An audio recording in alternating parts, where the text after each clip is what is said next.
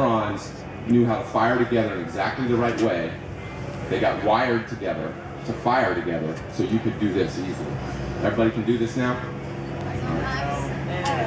Now watch what happens when you get around elderly people, real old people, who sometimes begin to lose some of the faculties in their brain, and then this becomes really hard to do again. So we take it for granted. But it took us a long time to do it. So we created a wiring, firing pattern in the brain that made us be able to do that, right? Same thing for being able to walk, same thing for being able to talk.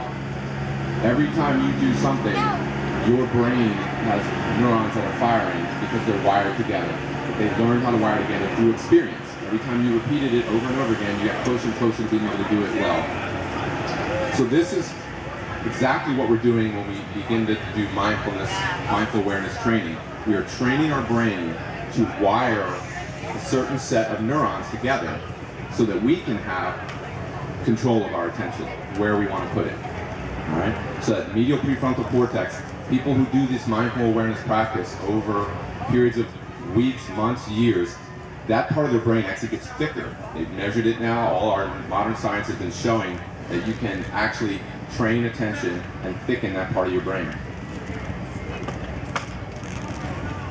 So what does that have to do with sex, drugs, Facebook, and ice cream?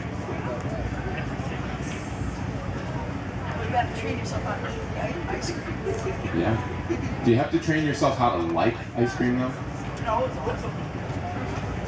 That's a given. It might be for most people. Has anybody ever like hated ice cream from the first time they ever had it? Or sugar of any kind? Probably not, right?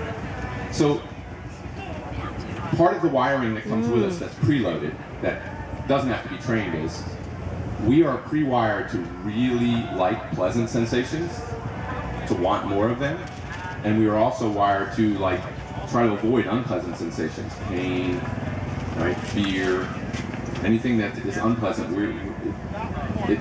Through survival, the organism has learned how to try to avoid pain and go after pleasure. So eating is usually pretty pleasurable, right?